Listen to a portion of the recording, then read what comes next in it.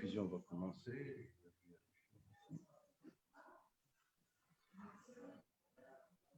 Les technologies تطورت بزاف.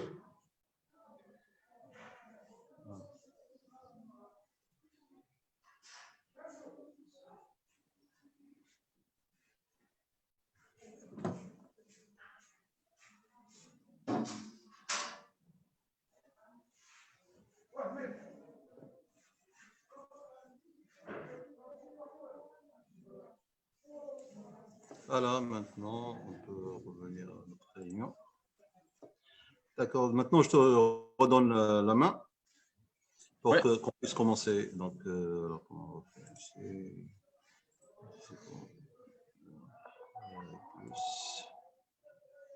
Nommer animateur. Oui, donc maintenant, la main عندك نتايا. Tu peux. D'accord. Donc, نتسنى واحد جوج دقائق باش نبداو. Ok. Et donc, كيفاش كانت Facebook. نعم. Le lien sur Facebook, c'est quoi? C'est c'est talk. Moi, c'est quoi sur WhatsApp? D'accord. Alors, comment ça se fait? Voilà.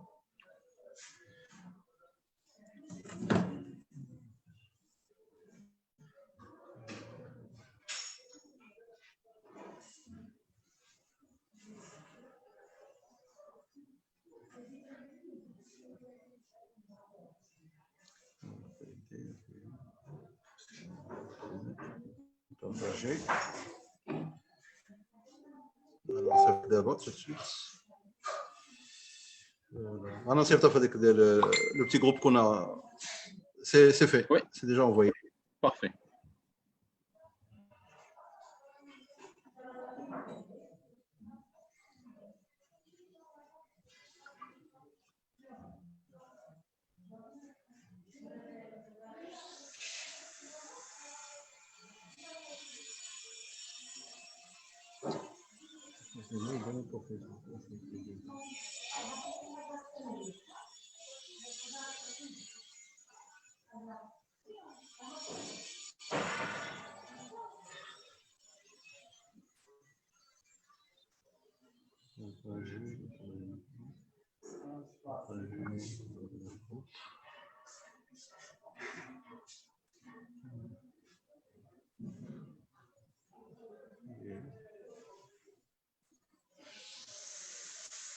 Donc, dans une minute, Inch'Allah, Shakib, on commence.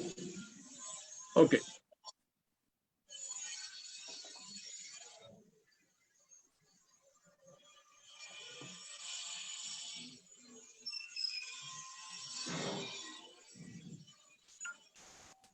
D'accord.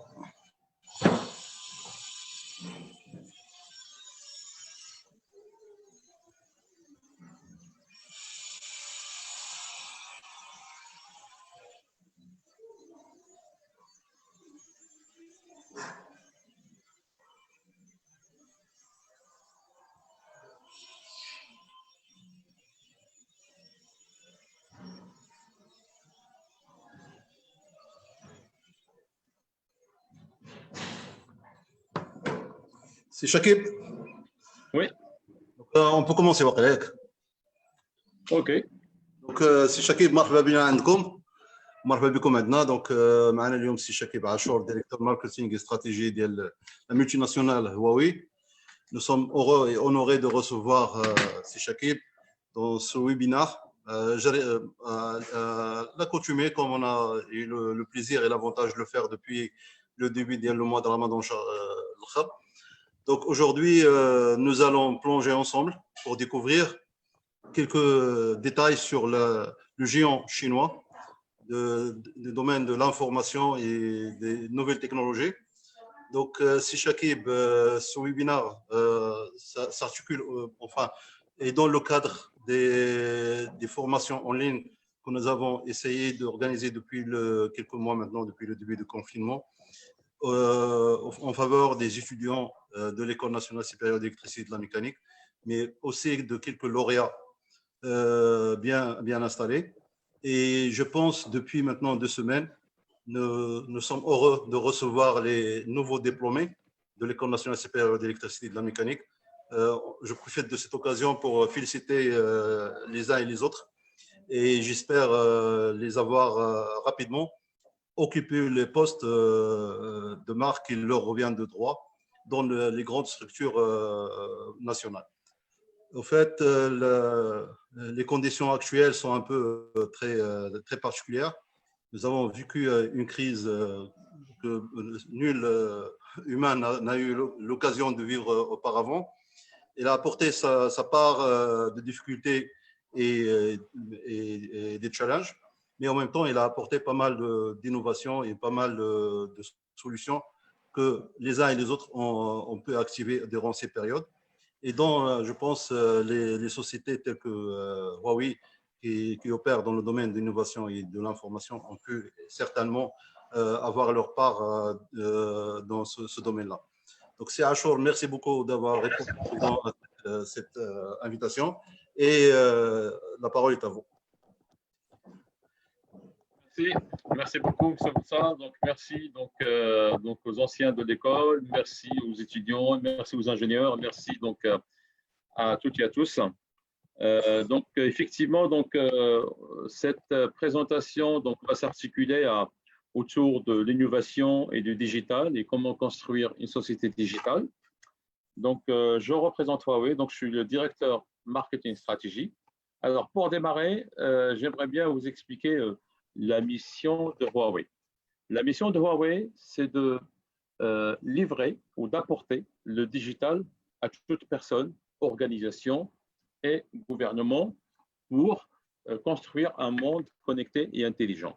Alors, comment on va faire? Donc, pour exécuter cette mission, nous avons besoin de trois choses. Donc, Huawei donc, a mis en place trois piliers pour exécuter cette mission qui est d'apporter le digital à toute organisation, toute personne, gouvernement, citoyen, pour construire un monde connecté et intelligent.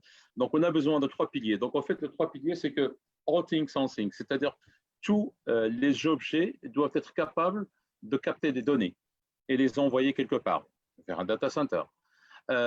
Tous les objets doivent être connectés. Tous les objets doivent être intelligents.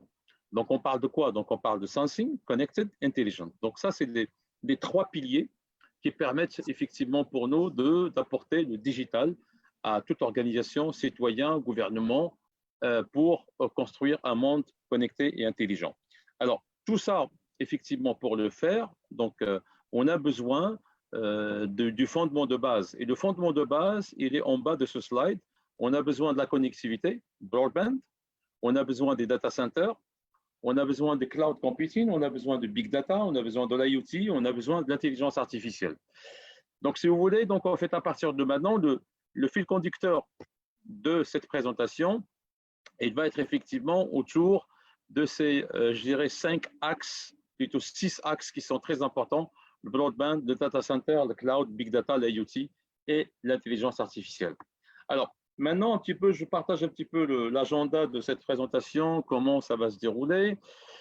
La première partie, donc, je vais rapidement vous expliquer qui est Huawei, qu'est-ce qu'on fait dans le monde, qu'est-ce qu'on fait au Maroc, rapidement.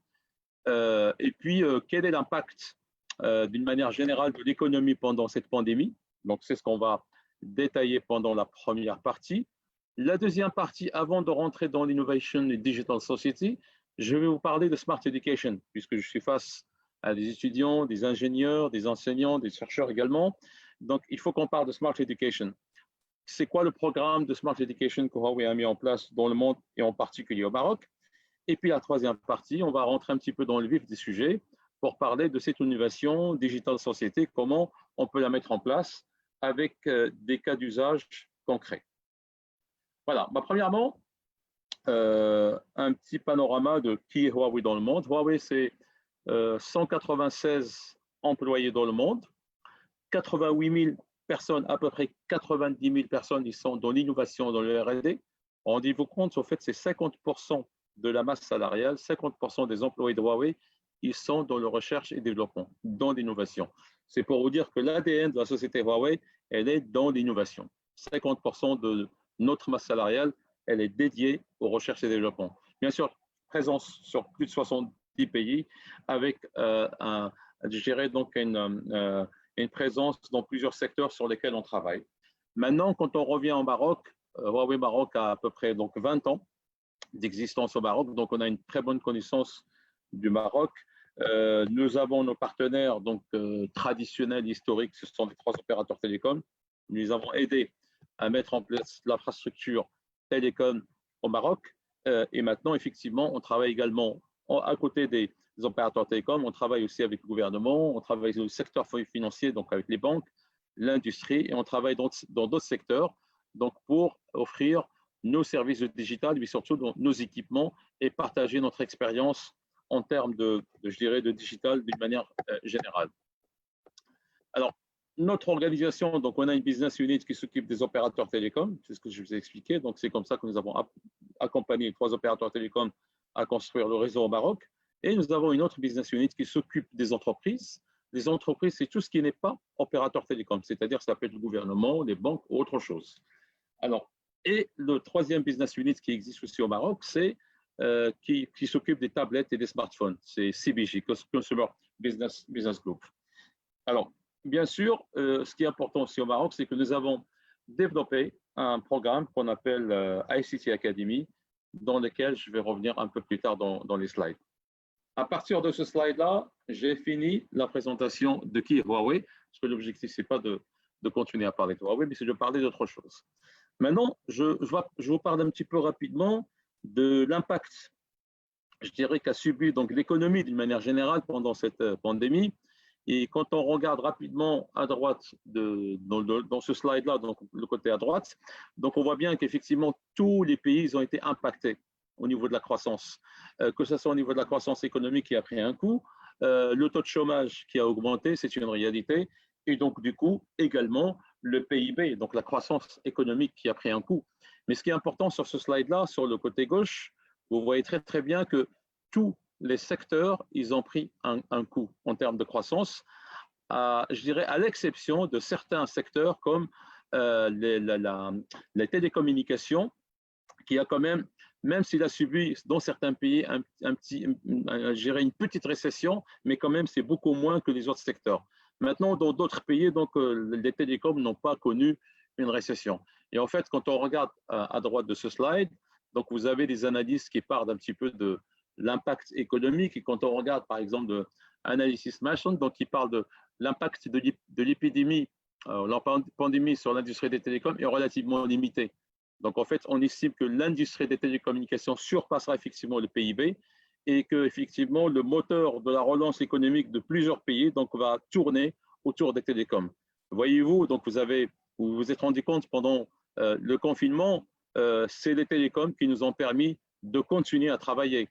Ils ont permis à la santé de continuer à soigner les malades, l'éducation aux élèves de suivre leurs cours, le gouvernement continue à travailler. Donc, on s'aperçoit d'une manière très très forte que les télécoms, c'est le noyau de notre économie aujourd'hui, de notre existence. Alors, une fois qu'on a parlé de ça, donc on voit très très bien que pendant cette pandémie, donc le confinement et la pandémie d'une manière générale, donc il y a eu beaucoup de changements. Donc on voit de plus en plus des étudiants qui sont connectés. Donc il y a une augmentation de trafic de réseau, donc dû donc à l'éducation, la santé, online shopping également, de e-commerce. C'est ce qu'on voit un petit peu à gauche de ce slide. Et donc, dans le milieu de ce slide, on voit quand même, il faut comprendre que, je dirais, donc l'investissement donc, dans les télécoms et dans le ICT d'une manière générale, donc ça, c'est plusieurs cabinets qui ont fait des études et ils ont démontré que l'investissement dans le ICT, dans le digital, dans le télécom contribue à l'augmentation de la richesse de l'État et donc contribue d'une manière significative à l'augmentation du PIB. L'étude qui a été faite en Chine, par exemple, on estime que le 5G va ramener donc une croissance importante en Chine et on estime que le revenu donc, qui sera aux alentours à peu près de plus de 3 milliards de yuan donc en Chine, donc avec l'industrie qui va se développer autour de 5G, puisqu'aujourd'hui, par exemple, 5G, il va toucher à tous les secteurs, à l'éducation, à la santé, à l'industrie, etc. Et bien sûr, donc à droite du slide, on voit que comment la santé, au niveau des hôpitaux, Donc, on a développé rapidement, donc on a mis en place des stations, donc on a développé rapidement des stations 5G pour qu'on puisse répondre aux besoins, je dirais, de télémédecine. Nous avons mis en place des solutions de diagnostic à distance qui sont basées sur l'intelligence artificielle. Nous avons mis en place des robots qui permettent de faire des tests qui se déplacent eux-mêmes vers les malades pour faire des tests. Donc voilà, donc on a vu l'émergence, je dirais, d'un certain nombre de solutions basées sur le digital, sur le big data, sur l'IoT, sur l'intelligence artificielle et sur 5G pendant cette période. Et ça va continuer. Ça va continuer parce qu'aujourd'hui, quand on regarde ce qui se passe dans le monde d'une manière générale, on regarde sur ce slide-là, en haut, vous voyez très très bien, par exemple, la communauté européenne qui vient de mettre en place un investissement de 750 milliards d'euros pour le digital, uniquement pour les nouvelles technologies. C'est énorme. Le cas, par exemple, des États-Unis qui mettent en place 100 millions de dollars pour l'infrastructure télécom et 200 millions de dollars pour les télémédecines. Donc, tout ce qui est donc médecine, mais qui est lié donc à l'application de l'ICT, donc avec le digital et l'intelligence artificielle et du big data dans la médecine. En bas de ce slide-là, vous avez très très bien, vous voyez qu'il y a aussi donc dans un certain nombre de pays, donc on a vu certains opérateurs ou régulateurs qui ont recouru effectivement à la libération d'un certain nombre de spectres de fréquences des manières temporaires pour améliorer la qualité de la connexion Internet. Donc l'Europe également, donc vous voyez un petit peu donc à droite de ce slide, donc on a vu quelques policies qui ont été mises en place pour autoriser le open data, ne serait-ce que pour le domaine de la santé, pour effectivement apporter le soin aux malades et partager les données entre les docteurs en temps réel. Et en bas du slide, on voit comment l'Italie aussi a réagi. Elle a impacté effectivement, donc il y a eu pendant cette pandémie, donc l'impact effectivement c'est surtout donc au niveau de réseau. Et donc il fallait augmenter rapidement le débit de réseau, donc améliorer la qualité de réseau. Et donc c'est le Premier ministre en Italie qui est intervenu. Et donc ils ont mis en place rapidement des mécanismes pour pouvoir augmenter la bande passante et offrir une meilleure qualité de réseau. Donc tout ça nous emmène aujourd'hui à ce qu'effectivement pendant cette épidémie, on ne parle plus je dirais, d'une économie basée sur l'industrie ou sur l'agriculture, mais on parle plutôt de digital economy. Alors quand on parle de digital economy, on touche à tous les secteurs. Alors digital economy, donc elle est basée sur deux choses. Donc quand on regarde à droite de ce slide, digital economy, elle est basée sur l'infrastructure digitale. Dans l'infrastructure digitale, on va trouver le réseau optique, on va trouver l'IoT, on va trouver la plateforme de cloud, on va trouver le big data, le stockage. Ça, c'est ce qu'on appelle l'infrastructure digitale. Et à droite, on va trouver à quoi servir cette infrastructure digitale. Finalement, cette infrastructure digitale va servir à apporter du service, par exemple, pour le e-gov ou, par exemple, pour le smart manufacturing. Aujourd'hui, on parle de l'industrie 4.0, smart healthcare, smart education. Donc, c'est ça le digital economy. C'est le lien qu'on peut trouver entre tous les secteurs d'industrie traditionnelle qui vont de l'industrie je dirais donc à l'éducation, la santé ou de e-gov et d'autres avec l'infrastructure digitale. Alors, ceci donc termine ma première partie. Maintenant, je vais commencer à vous parler, avant de partir sur l'innovation et le Digital Society, j'aimerais bien vous parler de ce programme de Smart Education qui a démarré en 2018 et donc qui a été concrétisé par une signature d'un accord donc en présence de Monsieur le ministre de l'Éducation. Mais avant la signature de cet accord, j'ai participé au projet avec CNRST où nous avons mis le premier data center et le premier High Performance Computing, HPC, donc au sein de CNRST, pour aider les chercheurs, les professeurs à faire leur recherche scientifique de manière efficace. Parce que moi, ça me faisait ça me faisait mal au cœur quand j'ai visité le CNRST, donc leur salle informatique à l'époque, il n'y avait pas vraiment de vrai High Performance Computing. Et donc, nous avons travaillé sur ce projet qui a été validé par le ministre. Et donc, maintenant, ils ont un vrai data center avec un High Performance Computing qui est aujourd'hui utilisé d'une manière optimale par les chercheurs. Et la bonne nouvelle, c'est que quand on regarde le taux je dirais, d'utilisation aujourd'hui doit être au-delà de 80%. Ça veut dire qu'il est bien utilisé. Et on va passer à la phase 2. Et donc, après ça, donc, il y a eu cet accord qui a été signé entre Huawei et le ministre de l'Éducation pour mettre en place ce programme de Smart Education. Ce programme de Smart Education, donc, elle émane d'un programme global qui s'appelle ICT Academy et qui existe dans tous les pays à travers le monde. Alors, quand on parle de Huawei ICT Academy, donc en fait, Huawei ICT Academy, c'est de faire le lien entre le monde digital ou le monde ICT Industry et l'académie, qui est l'école ou l'université. Donc, l'idée de Huawei, c'est de mettre ce programme de ICT Academy pour mettre en place ce lien entre le marché, par exemple, de l'emploi ou le marché de ICT Industry et l'école et l'université. C'est un peu ça l'objectif de ce programme de ICT Academy. Alors, bien sûr, dans ce programme de ICT Academy, c'est la combinaison de Huawei et l'académie. Donc, l'académie, finalement, c'est quoi? C'est l'université ou l'école.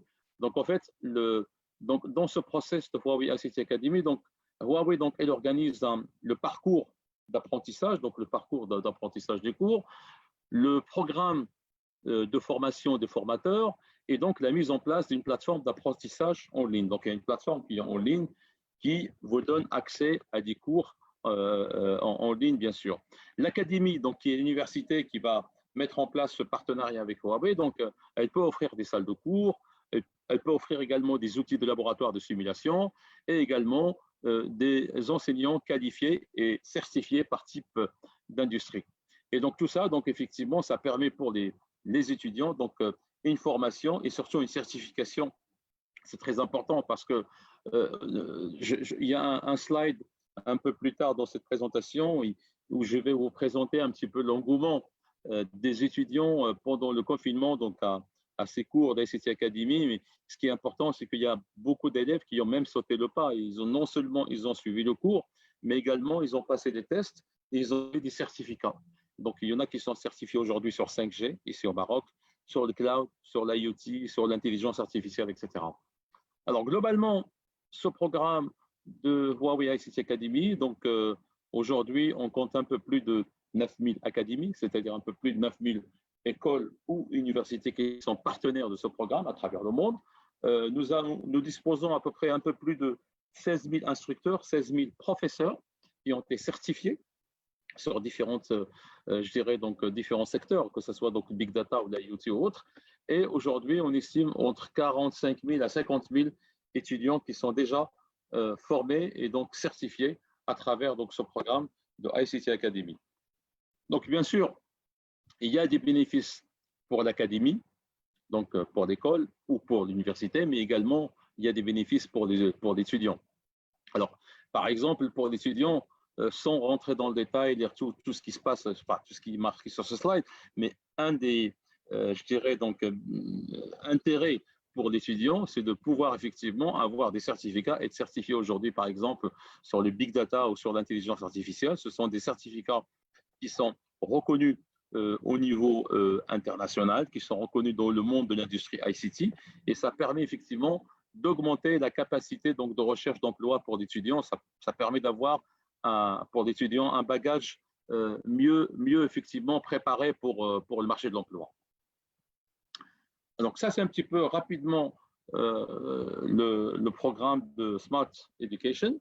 Mais bien sûr, ce programme de Smart Education, il est quoi? Donc en fait, il est basé sur plusieurs domaines. Donc il y a des cours qui sont disponibles donc, sur les disciplines suivantes, sur le cloud, le big data, l'intelligence artificielle, le stockage, la partie routing, switching, sécurité, la partie WLAN et la partie IoT. Bien sûr, il y a aussi le 5G qui fait partie, elle n'est pas dans ce slide-là, mais elle fait partie également des cours et des certificats qui sont proposés dans le cadre du programme ICT Academy.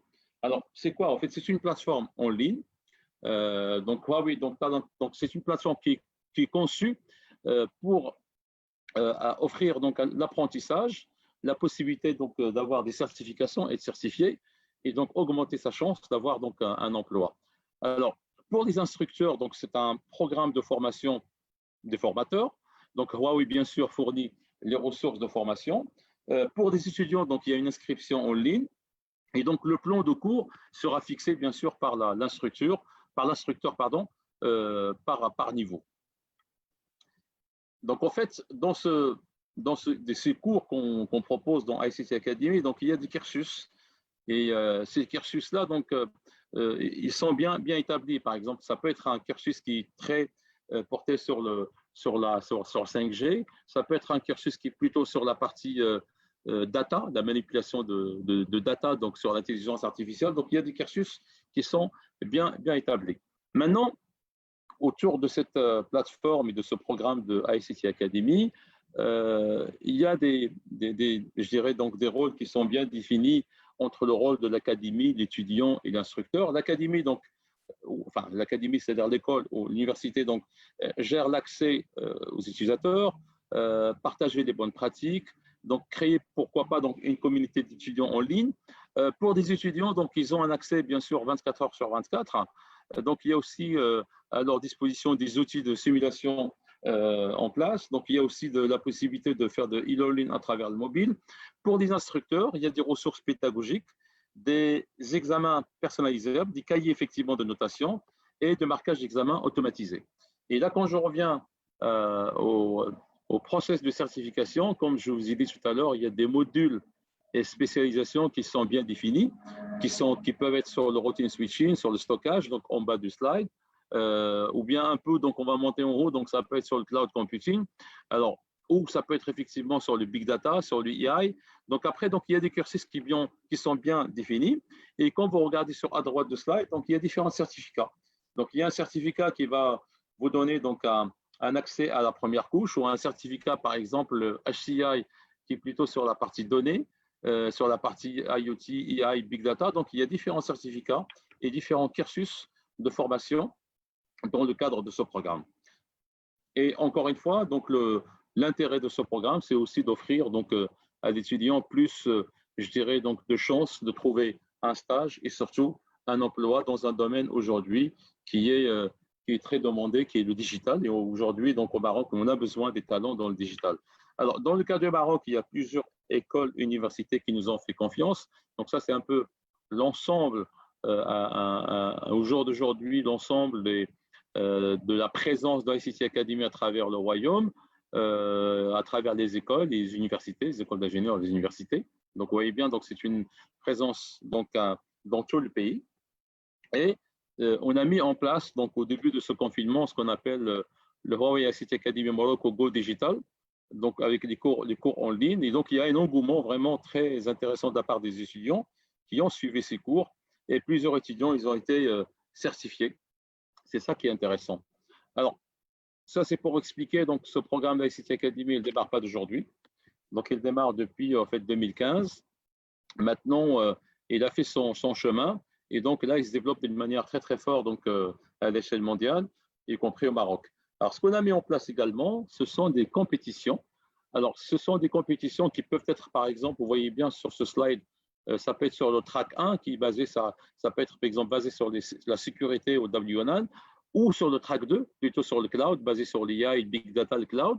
Donc, ça, c'est la compétition pratique. La compétition pratique, ça peut être basé sur le track 1, réseau, ou le track 2, cloud. Et il y a aussi la compétition d'innovation. Ça va être plutôt des étudiants qui sont certifiés sur l'intelligence artificielle, le big data, l'IoT, etc. Et donc, on a mis des compétitions et à travers ces compétitions-là, il y a des étudiants qui peuvent être sélectionnés par Huawei en présence du ministère de l'Éducation pour effectuer un voyage en Chine pour une immersion totale dans les centres de recherche et développement de Huawei. Donc, on organise également ce que vous voyez donc, au milieu de slide, donc ce qu'on appelle le Huawei Talent Day. Donc, on invite tous les étudiants qui ont suivi du cours, qui sont inscrits et qui ont eu des certificats. Donc, il y en a qui sont rapidement, donc ils trouvent des stages chez nous, des stages chez des partenaires ou des stages chez des clients. Et il y en a d'autres même qui arrivent à trouver également des emplois directement chez Huawei. Et bien, tout ça, donc, ça aboutit également au 22 juin. Donc, il y a une réunion avec Monsieur le ministre où nous avons présenté le bilan aujourd'hui. Donc, il y a 14 ICT Academy à travers le royaume, 700 étudiants qui sont certifiés sur différents domaines, le 5G, l'IoT, le Big Data, Dans ces 700 étudiants, il y a 90 enseignants-chercheurs qui ont été certifiés. Et aujourd'hui, donc, il y a 2000 étudiants qui sont présélectionnés à l'ICT. Et après, donc, il y aura donc un concours pour choisir donc les étudiants qui vont qui vont partir en Chine. Donc voilà, donc à partir de ce slide-là, en fait, j'ai fini un petit peu donc un panorama donc de ce programme d'ICT Academy. Et là, je vais vous parler un petit peu de l'innovation et de Digital Society. Quand on parle de l'innovation de Digital Society, en fait, finalement, dans la vision de Huawei, c'est la combinaison de 5G, de l'intelligence artificielle et du cloud qui permet de mettre en place des cas d'usage pour la logistique ou pour donc les e-gouvernements ou pour la santé ou pour l'éducation. Et en fait, les cas d'usage, ça peut être effectivement des cas d'usage aujourd'hui, quand vous regardez sur ce slide, ça peut être sur Smart Factory, quand vous regardez en bas de ce slide à droite, 5G Robot. Donc effectivement, aujourd'hui, c'est l'application des nouvelles technologies de ICT avec 5G au niveau de la robotisation. Donc aujourd'hui, donc c'est ce qu'on appelle donc le smart manufacturing, et c'est également le concept Industrie 4.0. Donc vous voyez bien un petit peu au milieu en bas de ce slide, c'est un cas par exemple qui est appliqué pour les mines que nous avons présenté à l'OCP. Et en fait, ça consiste à quoi? Ça consiste à ce qu'aujourd'hui dans les mines, vous avez des engins et les conducteurs des engins dans les mines fournissent un travail très difficile dans des conditions qui sont très difficiles, une chaleur extrêmement insupportable. Donc, ce qu'on a mis en place, c'est l'application de 5G avec l'ICT. Ces engins, ils sont autoguidés. Et finalement, les drivers, les conducteurs qui conduisent en fait ces engins, ils ne sont plus dans ces engins-là, mais plutôt ils sont dans le centre de commandement à distance. Ils conduisent l'engin à distance en temps réel grâce à la technologie 5G, et là, cette particularité de temps de latence qui est très réduit. Donc, on a la possibilité de faire ça en temps réel à distance. Donc, les drivers, les conducteurs, ils sont dans les centres de commandement pour conduire ces engins à distance, dans un endroit confortable. Alors, l'intérêt dans tout ça, c'est que ça a permis d'avoir, premièrement, une augmentation de la productivité et surtout donc, au niveau de la sécurité et puis surtout améliorer les conditions de travail. Donc ça, c'est un cas réel qui existe déjà et que nous avons déjà présenté donc, à l'OCP ici et ça les intéresse. Un autre cas en bas dans ce slide-là, donc juste à côté des mines, donc à gauche, vous avez un slide ce qu'on appelle Remote Ground Control Protection. En fait, ça, c'est le cas du port de Rotterdam où tout le port de Rotterdam, nous l'avons automatisé à travers des solutions de 5G, à travers des solutions de Big Data, de l'IoT, du cloud, de l'intelligence artificielle. Et ça permet d'optimiser la logistique, le stockage, etc. Et ça, c'est aussi quelque chose qu'on peut appliquer au Maroc pour le port de Tanger. Vous avez aussi en haut du slide, donc à droite, donc ce sont des engins qui sont autoguidés, qu'on utilise beaucoup dans la logistique. Aujourd'hui, donc plusieurs entrepôts de logistique qui sont automatisés. On utilise ces engins-là pour transporter donc des palettes. Et bien sûr, donc il y a aussi d'autres use cases. Par exemple, celui-là, c'est ce qu'on appelle les caméras avec ce qu'on appelle le VR Glass qu'on porte. Donc, en fait, le VR Glass qu'on porte donc par exemple, pour visualiser une caméra qui se trouve, par exemple, dans la classe. Et on a l'impression, c'est comme si on est en plein montagne, on est en train de faire de la neige, on est en train de se balader. Il n'y a pas longtemps, donc c'était pendant la conférence de l'ITU à Sharm el-Sheikh en Égypte, on a fait une démo, donc c'était une caméra haute définition qui est sur une pyramide. Nous, on était donc à Sharm el-Sheikh, donc on porte ce VR Glass et on a l'impression qu'on est directement sur les pyramides, on se balade et on regarde ça. Et surtout, le rendu, vraiment, c'est extraordinaire. Donc, on a l'impression qu'on est complètement dedans. Alors après, à travers ça, donc, il y a plein d'applications. Hein. Donc, on peut l'utiliser dans le tourisme. On peut même l'utiliser dans le cadre de divertissement. Aujourd'hui, donc, il y a de plus en plus de concerts de musique où les gens n'ont pas la possibilité d'y aller parce que c'est loin ou parce que c'est cher. L'opérateur télécom peut offrir ce service. Donc, avec ses caméras spécifiques haute définition, des VR Glass pour des utilisateurs qui se trouvent peut-être à des milliers de kilomètres, et qui peuvent effectivement assister à ce concert, mais avec l'expérience, ce qu'on appelle de 5G VR Glass, c'est comme s'ils sont dans le concert live. Et surtout, l'expérience et le rendu, c'est extraordinaire. Alors, ça, c'est le cas je dirais, des mines que j'ai expliqué tout à l'heure d'une manière assez détaillée. Et on voit bien donc, sur les photos, donc, les conducteurs, ils ne sont plus dans des engins, ils sont dans des centres de commandement. Donc, ils autoguident les engins à distance. C'est autoguidé à distance en temps réel. On peut le faire parce que c'est grâce à la technologie 5G, parce que le temps de latence est très réduit.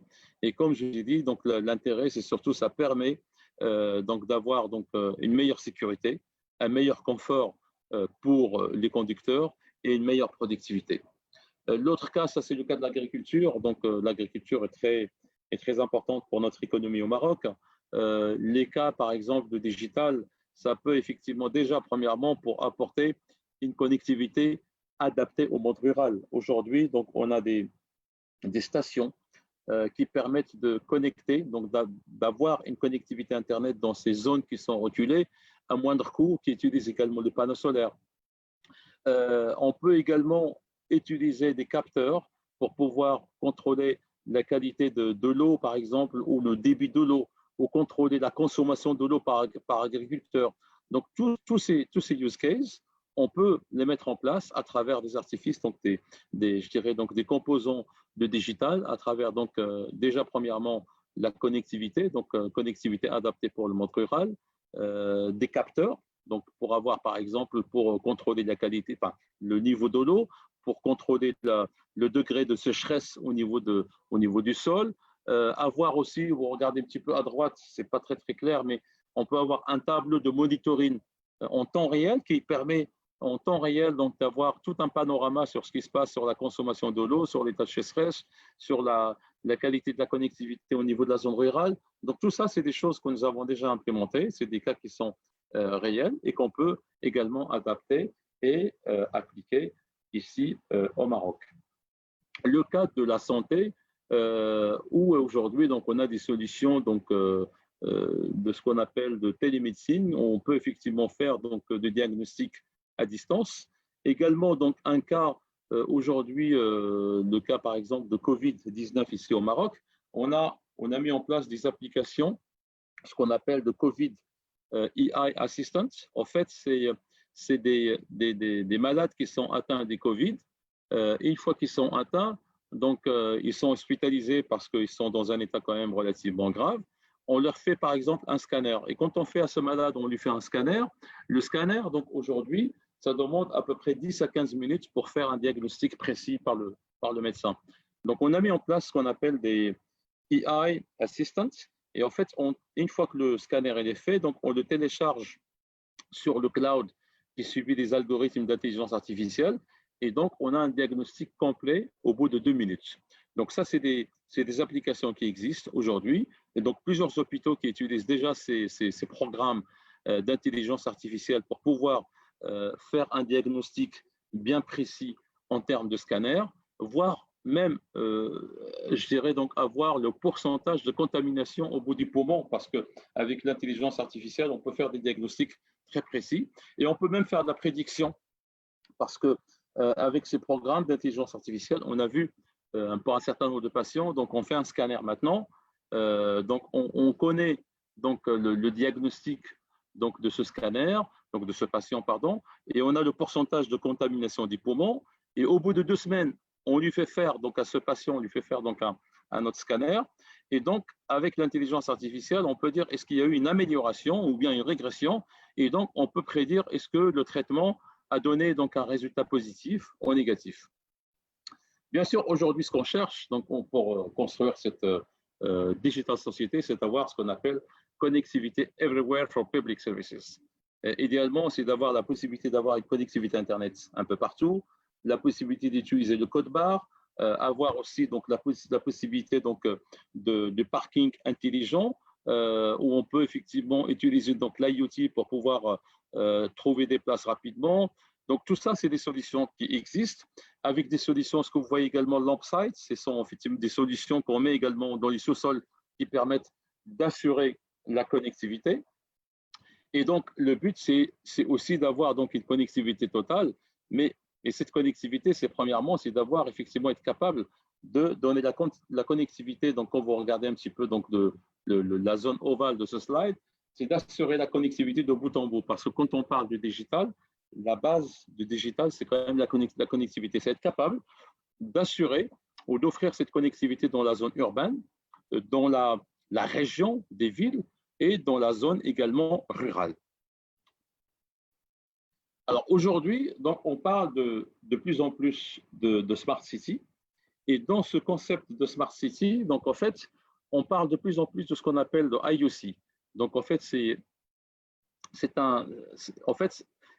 le fait de pouvoir exploiter les données de la ville en temps réel. Parce qu'aujourd'hui, quand on parle de Smart City, ce qui est important, c'est de pouvoir gérer toute la partie des données qu'on peut capter avec les objets. Tout à l'heure, que je vois, enfin, le premier slide que je vous ai présenté, je vous ai expliqué que notre mission, c'est d'apporter le digital à toute personne, toute organisation, gouvernement, citoyen, et c'est basé sur le fait que tous les objets doivent être capables de capturer des données, tous les objets doivent être connectés et tous les objets doivent être intelligents. C'est un peu dans ce sens qu'effectivement, on peut utiliser toutes les données qu'on peut capturer au niveau de la ville pour ce qu'on appelle le concept Smart City, et tout ça effectivement pour répondre à des choses qui sont très précises. Donc, on peut gérer Smart Transport, on peut gérer par exemple la partie environnement, on peut gérer la partie énergie.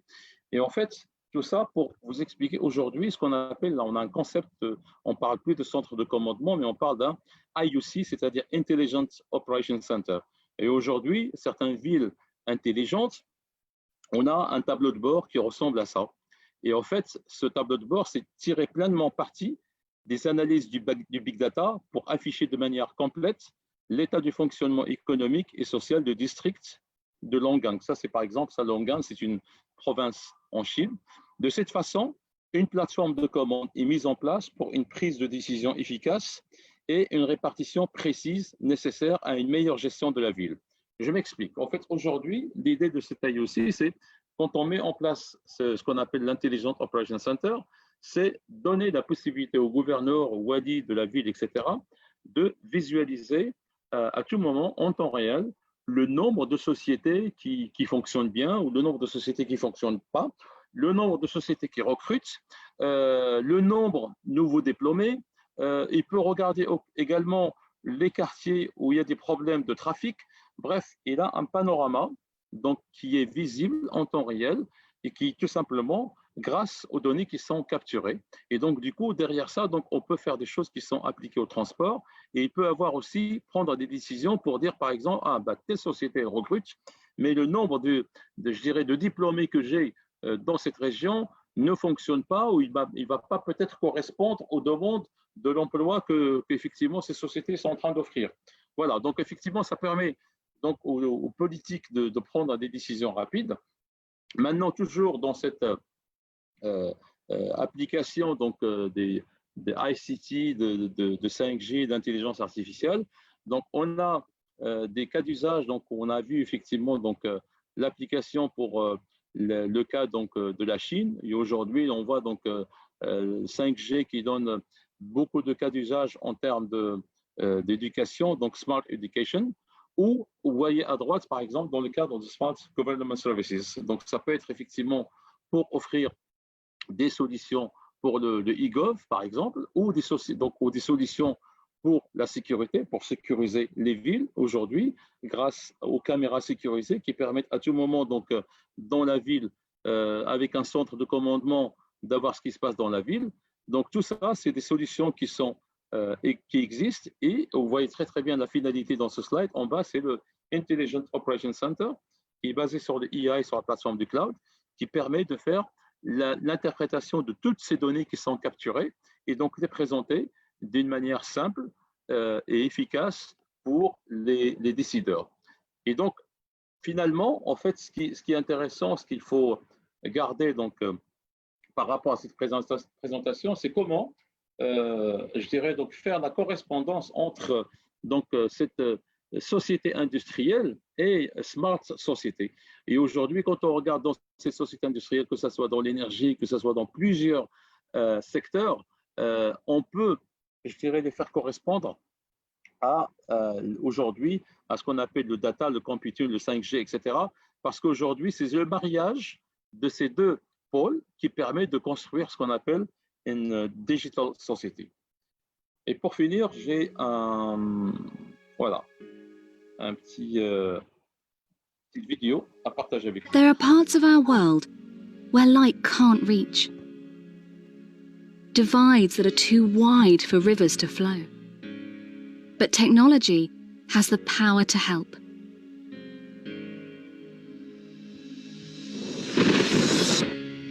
In remote areas of Nigeria, connectivity brings new life to local communities, opening doors to trade, banking, better education, and healthcare.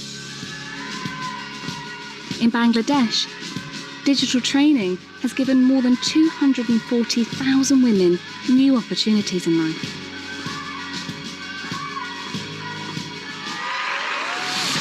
With AI, deaf children everywhere can translate written words into sign language. So no child misses out on the joy of story time. In Central America, upcycled smartphones help rangers detect poachers and loggers, keeping rainforests safe for everyone. Our planet may not be perfect, but digital technology can help make it better. In the next 5 years, we want to work together with our partners to help 500 million more people directly benefit from digital technology.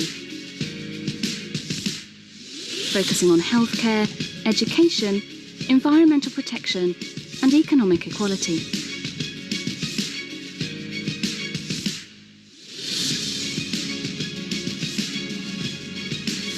Tech for all. Pass it on.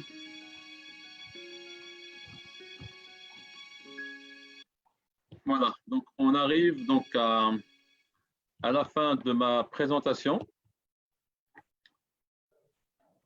Donc je vous remercie. Donc c'est pour ça, donc c'est à toi. C'est très passionnant, Si Shakib Achor. Merci beaucoup pour cette présentation et cette immersion dans un monde merveilleux des nouvelles technologies. Moi, je dirais de ma part que je suis déjà en plein science-fiction, du moins science-fiction qu'on l'a définissée il y a quelques années. Je me demande comment ça sera les science-fiction de cette génération. Aussi, la vidéo, ça nous projette sur une réalité, soi-disant, que les nouvelles technologies, c'est tout à fait nostalgique, c'est tout à fait romantique. Est-ce qu'on peut vraiment se fier et céder le pas, donner la main aux nouvelles technologies pour sauver le monde sans crainte et dans un esprit vraiment très tranquille? Écoutez, c'est pour ça, en tout cas, je vous remercie, mais j'ai essayé de construire une présentation pour qu'elle ne soit pas trop longue, mais en même temps qu'elle permet donc de partager avec vous quelques messages concrets, quelques cas d'usage concrets, et une vidéo qui est pédagogique, qui explique un petit peu donc l'apport du digital et des télécoms donc dans notre vie quotidienne. Non, sur ça, c'est parfait. C'était vrai, très, très limpide, très clair, crystal clear.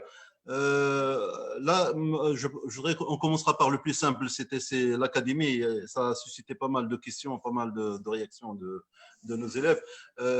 Une des questions, ou bien du moins ce qu'on a compris, c'est un petit peu suivre les cours, c'est gratuit, avoir des certificats, c'est payant. Donc, quel est l'ordre de grandeur de paiement qu'il faut pour avoir une certification? Alors, honnêtement, je n'ai pas des chiffres en tête. Ce que je peux vous dire, déjà, premièrement, les cours, c'est gratuit. Je sais que pour le test, il faut payer quelque chose, mais je n'ai pas le détail. Donc, si tu me permets, donc, je vais voir avec mes collègues qui suivent, enfin, qui s'occupent de ce programme-là, et je partagerai avec toi des détails par rapport à ça. Merci beaucoup. D'ailleurs, là, nous vous remercions et je ne vous félicite pas en tant que SM alumni président, mais en tant que Marocain. Là, vous faites vraiment acte d'entreprise citoyenne, mettre à la disposition de nos fils et nos frères, nos sœurs, des formations valorisantes qui peuvent un petit peu mettre de la valeur ajoutée dans leur CV et donc leur permettre d'avoir une carrière beaucoup plus facile. C'est quelque chose qui n'est pas qu'on doit souligner et nous vous remercions au nom des Marocains plutôt que des Insiemiens. Je crois qu'il y a d'autres questions qui arrivent. Une petite question par rapport à le 5G. Alors, le rapport qui s'est posé être entre la 5G et le vaccin contre le Covid-19. On parle d'une puce et impact sur la santé des citoyens. Donc, est-ce que c'est… Écoute. Alors, je vais dire très simple. Nous sommes dans la technologie. Alors, il faut garder la logique dans la tête. Premièrement, on parle de 5G. Moi, depuis que j'ai commencé, j'étais encore en France, quand on parlait de GSM, on critiquait déjà GSM. On se dit, c'est pas bien pour la santé. Après, 3G est arrivé. C'est pareil. C'est un problème pour la santé. Après, 4G est arrivé. C'est pareil. Il y a des problèmes pour la santé. 5G maintenant qui arrive. C'est pareil. On dit qu'il y a des problèmes pour la santé. Alors, au jour d'aujourd'hui, je peux vous dire que 5G, c'est quoi? C'est juste l'évolution de 4G, mais à grande vitesse. Et puis surtout, les bandes de fréquences que 5G va utiliser, ce sont des bandes de fréquences qu'on utilise déjà au Maroc. Ils sont déjà utilisés, ces bandes de fréquences. Ce n'est pas nouveau. Donc, au contraire, 5G donc, va vous apporter donc, du service aujourd'hui. Donc, comme je vous ai expliqué tout à l'heure, quand on parle de l'industrie 4.0, on ne peut pas imaginer donc l'industrie 4.0 sans 5G, parce que c'est la combinaison de 5G avec le cloud, l'intelligence artificielle qui permet de mettre en place des cas d'usage de smart manufacturing. Il y a également le cas de l'agriculture ou également le cas des mines que je vous ai présenté. C'est un cas qui est concret. Donc, maintenant, quand on parle de la santé, en fait, 5G, c'est quoi? C'est une onde radio.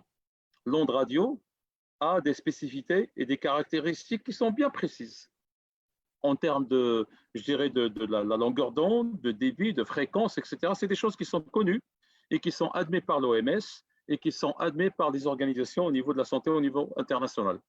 Donc aujourd'hui, il ne faut pas mélanger donc, un virus avec une onde radio. Donc je ne vois pas le rapport entre les deux en tout cas. Le rapport n'existe pas. Merci beaucoup pour cette réponse. J'ai reçu encore, on reste sur l'académie. Moi, j'ai une question ici qui parle. La question se porte sur la formation des formateurs.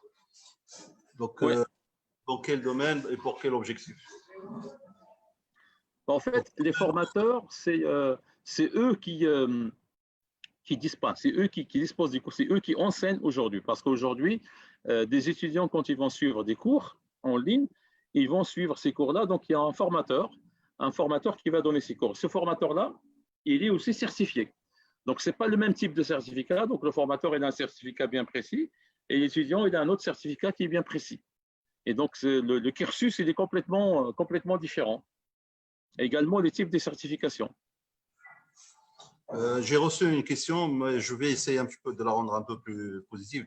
Tel qu'on a vu les choses, un petit peu le développement des nouvelles technologies de l'intelligence artificielle et de big data et tout ça, c'est quelque chose qui projette un avenir incertain pour certains métiers traditionnels ou des métiers tels que nous les connaissons aujourd'hui. Et donc, ça suscite un petit peu quelques inquiétudes au niveau de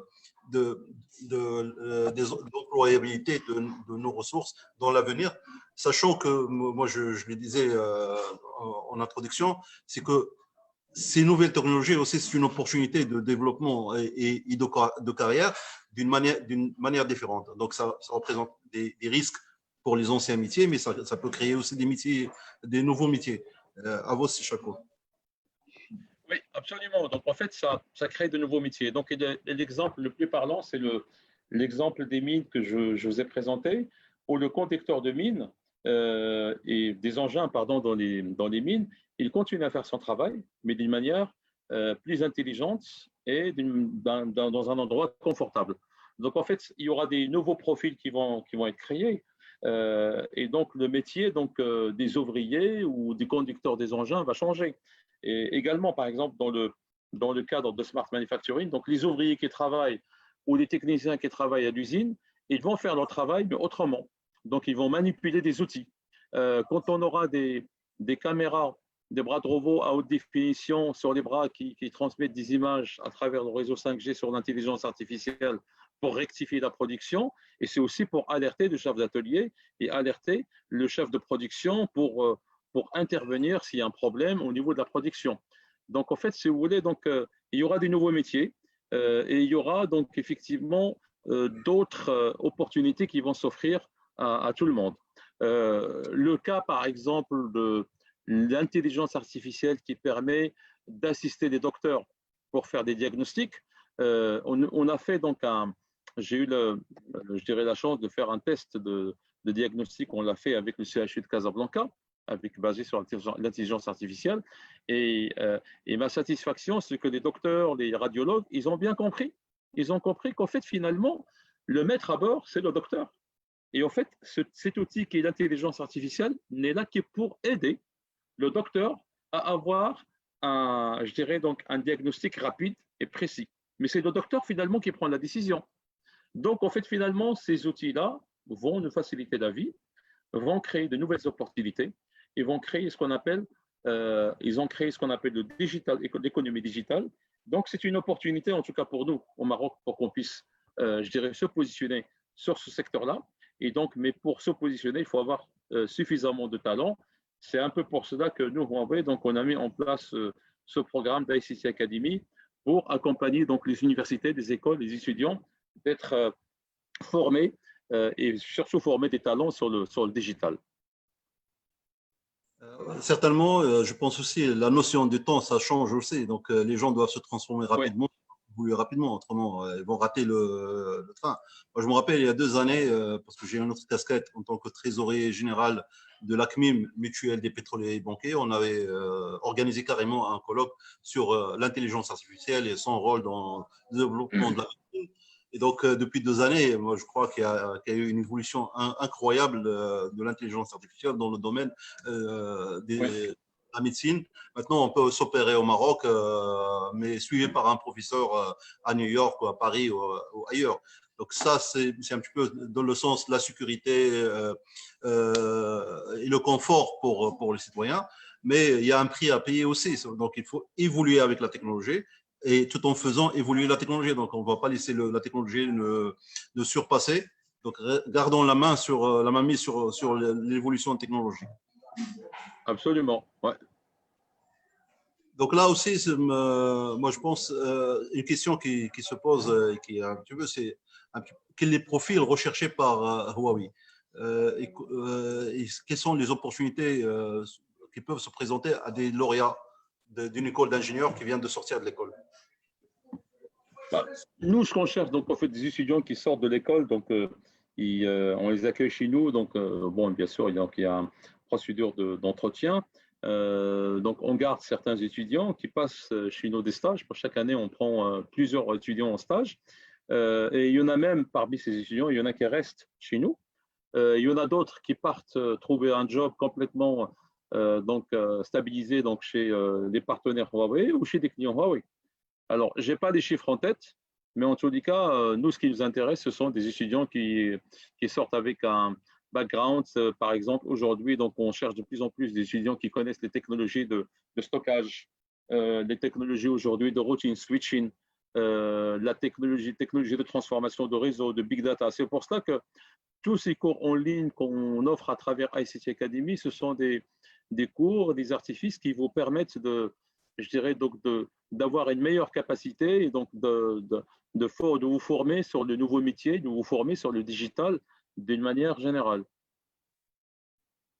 Effectivement, ça c'est quelque chose dont on a besoin aussi à l'INSEM. Moi, je parle au nom des élèves et au nom des nouveaux diplômés. Avoir un certificat sur une technologie de pointe, c'est une assurance supplémentaire d'avoir une meilleure débouchée et une meilleure carrière. Aussi, on aura besoin à terme d'avoir des opportunités de stage des opportunités de projets de fin d'études et aussi des opportunités d'embauche pour nos futurs, enfin pour nos ingénieurs maintenant, ils sont plus futurs. Ils ont passé leur soutenance depuis quelques jours. Donc, ils ont déjà ingénieurs, ils ont déjà le diplôme entre les mains. Donc, si Shakib Achour va, je ne sais pas si vous avez vraiment un dernier conseil, un dernier avis, Oui, une information. moi je pense que le conseil que je peux donner aux étudiants, c'est leur dire que allez-y, profitez-en pleinement de ces cours. Les cours ils sont en ligne, ils sont gratuits. Ne perdez pas beaucoup votre temps. Vous avez la possibilité d'avoir un apprentissage et de vous former et devenir ce qu'on appelle talent dans le digital. Faites-le. Donc, c'est une chance extraordinaire. Ces cours qui sont là, ils sont gratuits. Vous aurez la possibilité de discuter avec des formateurs. Donc, vous aurez la possibilité de rentrer en contact avec d'autres étudiants. Donc, allez-y, franchement, allez-y, parce que c'est ça qui va vous permettre d'être pleinement sur le marché d'emploi et donc avoir un job et surtout donc avoir des compétences, à vendre des compétences à la société qui va vous embaucher. Une autre question dans un autre domaine. En tant que spécialiste, comment vous voyez comment le Maroc a franchi le pas vers la digitalisation dans un temps record? Et donc, on en a parlé longuement, on a parlé des infrastructures, on en a parlé des structures, on a parlé des organisations, mais brusquement, il y a eu cette crise de Covid et soudainement, le Maroc est parti d'une manière très naturelle, sans beaucoup de problèmes vers la digitalisation. Est-ce que vous pensez que nous avons réussi le virage ou pas? Réussir le virage, malheureusement pas encore. Par contre, le fait qu'on a adopté ces applications dans le digital, c'est parce qu'on n'a pas le choix. Et tous les pays font pareil. Donc, nous n'avons rien fait d'extraordinaire par rapport à d'autres pays pour qu'on soit clair et net. Il faut qu'on fasse beaucoup plus. Et si on ne le fait pas aujourd'hui, on va le regretter demain. Parce qu'aujourd'hui, donc, je pense que le Maroc a une opportunité, a une chance extraordinaire. Nous avons les jeunes, ils sont là, il faut les former, il faut former des talents. Et donc, on peut devenir une nation leader dans le digital, dans notre région, en Afrique du Nord, Afrique de l'Ouest, voire même servir également l'Europe du Sud. On peut le faire, mais il faut faire beaucoup plus. Donc, on a besoin de l'implication de tout le monde. Donc, on a besoin de l'implication des politiques, des décisions donc, au niveau de très haut niveau, parce qu'on voit aujourd'hui les États qui ont réussi dans le digital, des États comme Singapour ou d'autres pays, c'est des gros projets qui ont été portés par des hautes instances politiques. Singapour, Smart Nation, c'est le Premier ministre qui a conduit le projet de bout en bout. Donc, on a besoin de ça. Et je pense que je suis confiant dans l'avenir. Donc, je pense que tout le monde en a pris conscience, mais il faudrait qu'on fasse beaucoup plus. Et maintenant, le seul conseil que je donne aux étudiants, c'est de n'attendez pas. Vous avez la chance d'apprendre, il faut apprendre. Le digital talent aujourd'hui, c'est quelque chose d'extraordinaire. Et si vous avez le background de digital, vous pouvez trouver un emploi et vous pouvez avoir un avenir positif devant vous. Merci beaucoup, c'est Shakib. Au fait, vous avez bien raison de dire que nous n'avons pas encore réussi le virage, mais j'estime que nous sommes déjà dedans. Et ça nous aurait pris plusieurs années et pour oser franchir le pas. Dont la crise nous a mis à l'intérieur du virage. Et je suis sûr que nous avons au Maroc les talents et les compétences qu'il faut pour réussir à terme ce virage. C'est vrai que maintenant, tout le monde vous avez pu ouvrir l'appétit à tout le monde avec cette académie. Moi, j'ai en tête qu'il y a la Fondation d'innovation qui est déjà partenaire de Huawei pour faire agir en tant que formateur. Et donc, ils sont en train de mettre en place la structure pour recevoir dans l'immédiat une vingtaine d'étudiants, d'élèves ingénieurs de l'INSEM pour cette partie d'études. Donc, j'attendrai juste de comprendre davantage le coût pour avoir ces certificats. Donc, on peut aider, sponsoriser une partie des charges pour que nos étudiants puissent avoir un certificat entre les mains. Et vous l'avez dit, j'ai confiance que ces nouvelles technologies sont porteuses de nouvelles opportunités pour nos ingénieurs. Je les félicite d'abord parce qu'ils ont réussi aussi la gestion de cette crise qui n'était pas très évidente Dans les entreprises, nous avons eu la possibilité de faire des exercices et de s'entraîner pour gérer une crise, mais eux, ils l'ont subi en plein figure, sans préparation au préalable. Mais ils sont là et s'accrochent. Et force est de constater qu'ils ont déjà soutenu et ils ont eu leur diplôme. Donc, encore une fois, félicitations aux nouveaux diplômés et bon courage pour ceux qui vont se tenir dans les prochains jours. En tout cas, merci beaucoup aussi, Shakib Achor. C'était un réel plaisir de vous recevoir. Personnellement, j'ai appris énormément avec vous. Vous avez pu ouvrir un petit peu les horizons sur ces nouvelles technologies. Comme je disais tout à l'heure, nous sommes pleins dedans dans notre science-fiction. Donc, et nous aurons peut-être le plaisir de vivre la science-fiction des générations présentes. Merci beaucoup à vous, merci à l'entreprise Huawei. C'est le deuxième webinaire et je compte qu'on puisse développer davantage notre partenariat vers d'autres projets dont on a parlé, le développement des compétences, cette question d'académie, mais aussi les stages, l'embauche, etc. Merci beaucoup et je compte sur vous pour nous supporter dans le futur, Inch'Allah. Merci. Merci beaucoup, Samsa. Merci les étudiants. Merci tout le monde. Merci. Je vous souhaite une très, très bonne journée. Au revoir. Merci. Au revoir.